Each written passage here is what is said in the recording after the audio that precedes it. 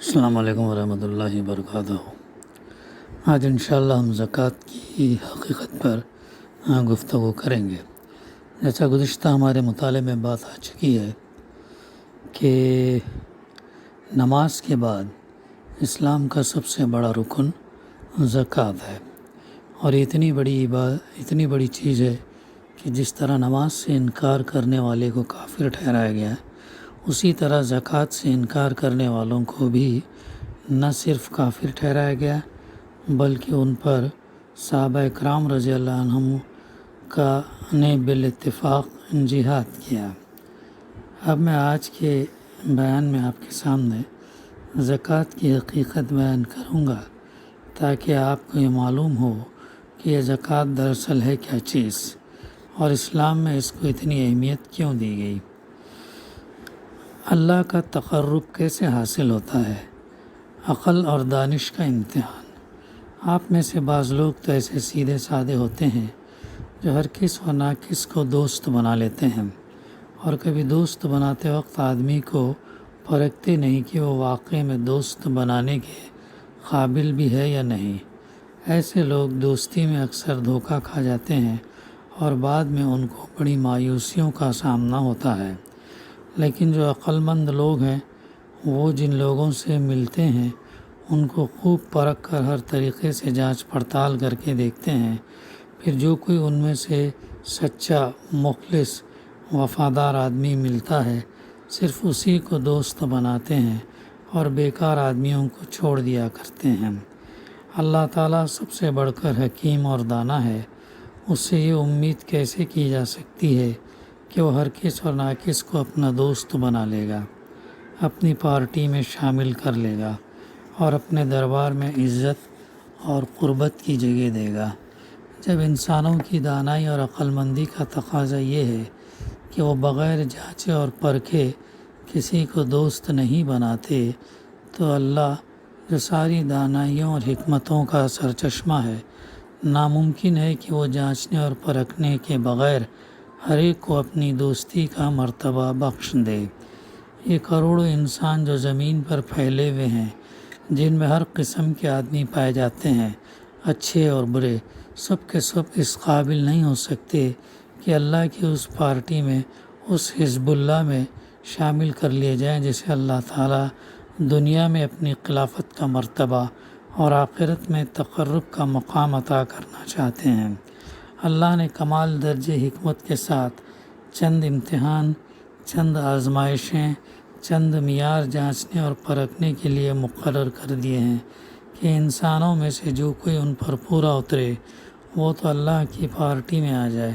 اور جو ان پر پورا نہ اترے وہ خود بخود اس پارٹی سے الگ ہو کر رہ جائے، اور وہ خود بھی جان لے کہ میں اس پارٹی میں شامل ہونے کے قابل نہیں ہوں۔ یہ معیار کیا ہیں؟ اللہ تعالیٰ چونکہ حکیم اور دانا ہے، اس لیے سب سے پہلا امتحان وہ آدمی کی حکمت اور دانائی کا ہی لیتا ہے۔ یہ دیکھتا ہے کہ اس میں سمجھ بوجھ بھی ہے یا نہیں، نیرا احمق تو نہیں ہے، اس لیے کہ جاہل اور بیوقوف کبھی دانا اور حکیم کا دوست نہیں بن سکتا۔ جو شخص اللہ کی نشانیوں کو دیکھ کر پہچان لے کہ وہی میرا مالک اور خالق ہے، اس کے سوا کوئی معبود، کوئی پروردگار، کوئی دعائیں سننے اور مدد کرنے والا نہیں ہے، اور جو شخص اللہ کے کلام کو سن کر جان لے کہ یہ میرے مالک ہی کا کلام ہے، کسی اور کا کلام نہیں ہو سکتا، اور جو شخص سچے نبی اور جھوٹے مدعیوں کی زندگی، ان کے اخلاق، ان کے معاملات، ان کی تعلیمات، ان کے کارناموں کے فرق کو ٹھیک ٹھیک سمجھے اور پہچان جائے کہ نبوت کا دعویٰ کرنے والوں میں سے فلاں ذات پاک تو حقیقت میں اللہ کی طرف سے ہدایت بخشنے کے لیے آئی ہے، اور فلاں دجال ہے، دھوکہ دینے والا ہے، ایسا شخص دانائی کے امتحان میں پاس ہو جاتا ہے اور اس کو انسانوں کی بھیڑ بھاڑ سے الگ کر کے اللہ تعالیٰ اپنے پارٹی کے منتخب امیدواروں میں شامل کر لیتا ہے۔ باقی لوگ جو پہلے ہی امتحان میں فیل ہو جاتے ہیں، ان کو چھوڑ دیا جاتا ہے کہ جدھر چاہیں بھٹکتے پھریں۔ اگلا موضوع، اخلاقی قوت کی آزمائش۔ اس پہلے امتحان میں جو امیدوار کامیاب ہو جاتا ہے انہیں پھر دوسرے امتحان میں شریک ہونا پڑتا ہے۔ اس دوسرے امتحان میں آدمی کی عقل کے ساتھ اس کی اخلاقی طاقت کو بھی پرکھا جاتا ہے۔ یہ دیکھا جاتا ہے کہ اس آدمی میں سچائی اور نیکی کو جان کر اسے قبول کر لینے اور اس پر عمل کرنے کی، اور جھوٹ اور بدی کو جان کر اسے چھوڑ دینے کی طاقت بھی ہے یا نہیں۔ یہ اپنے نفس کی خواہشات کا، باپ دادا کی تقلید کا، خاندانی رسموں کا، دنیا کے عام خیالات اور طور طریقوں کا غلام تو نہیں ہے۔ اس میں ایک کمزوری تو نہیں ہے کہ ایک چیز کو اللہ کی ہدایت کے خلاف پاتا ہے اور جانتا ہے کہ وہ بری ہے، مگر پھر بھی اسی کے چکر میں پڑا رہتا ہے، اور دوسری چیز کو جانتا ہے کہ اللہ کے نزدیک وہی حق اور پسندیدہ ہے، مگر اس پر بھی اسے قبول نہیں کرتا۔ اس امتحان میں جو لوگ فیل ہو جاتے ہیں انہیں بھی اللہ تعالیٰ اپنی پارٹی میں لینے سے انکار کر دیتا ہے، اور صرف ان لوگوں کو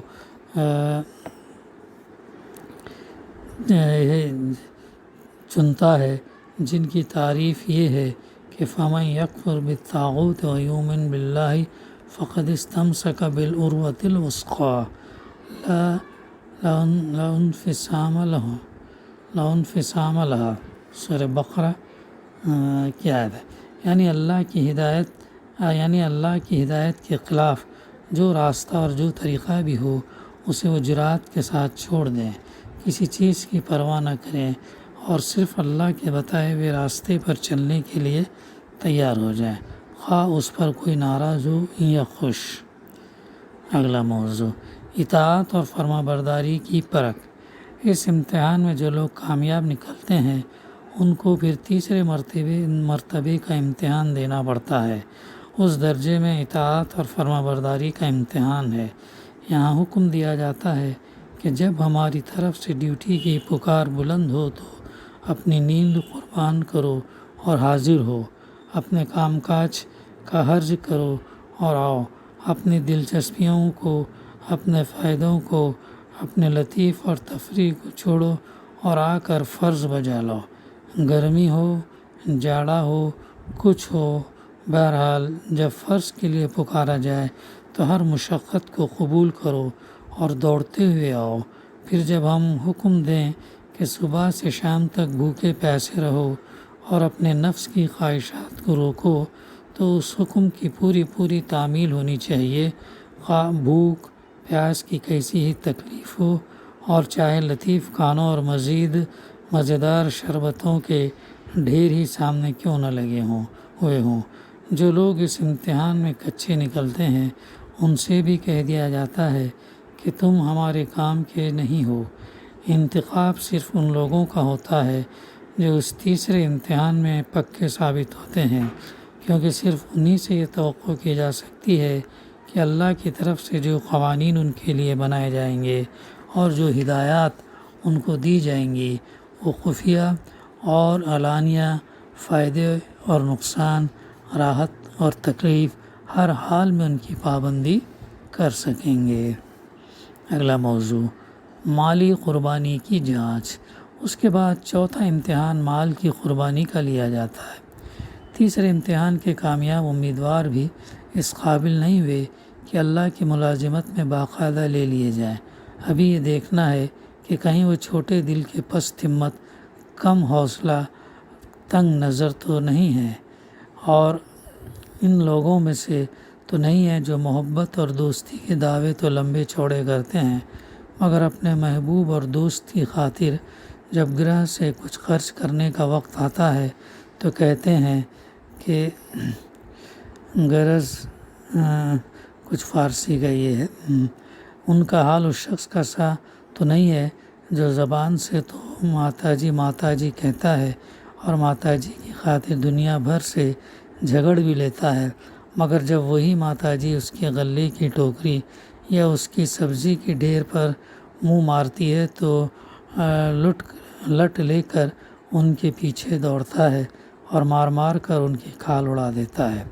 ایسے خود غرض، زرپرست، تنگ دل آدمی کو تو معمولی درجے کا عقلمند انسان بھی دوست نہیں بناتا، اور ایک بڑے دل والا انسان اس قسم کے ذلیل آدمی کو اپنے پاس جگہ دینا بھی پسند نہیں کرتا۔ پھر بھلا وہ بزرگ و برتر خدا جو اپنے خزانے ہر آن اپنی بے حد و حساب مخلوق پر بے حد و حساب طریقے سے لٹا رہا ہے، ایسے شخص کو اپنی دوستی کے قابل کب سمجھ سکتا ہے جو اللہ کے دیے ہوئے مال کو اللہ کی راہ میں خرچ کرتے ہوئے بھی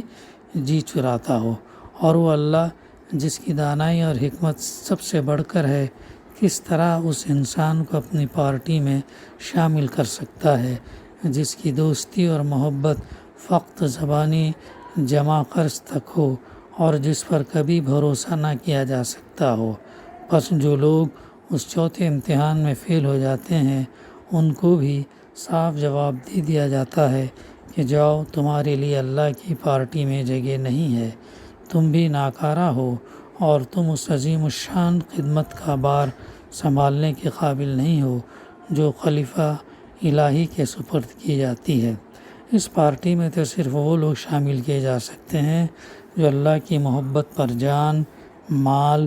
اولاد، خاندان، وطن، ہر چیز کی محبت کو قربان کر دیں۔ لن تنالوا البر حتی تنفقوا مما تحبون، سورہ آل عمران کی آیت نمبر 92۔ تم نیکی کے مقام کو نہیں پا سکتے جب تک کہ وہ چیزیں اللہ کی راہ میں قربان نہ کرو جن سے تم محبت کرتے ہو۔ بقائے انشاءاللہ آئندہ سلسلہ جاری رہے گا۔ دعا ہے کہ اللہ سبحانہ وتعالی ہمیں صحیح سمجھنے اور عمل کرنے کی توفیق عطا فرمائے۔ ربنا تقبل منا انک انت السمیع العلیم وتب علینا انک انت التواب الرحیم۔ صلی اللہ تعالی علی خیر خلقہ وعلی آلہ اصحابہ اجمعین، الحمد للہ رب العالمین۔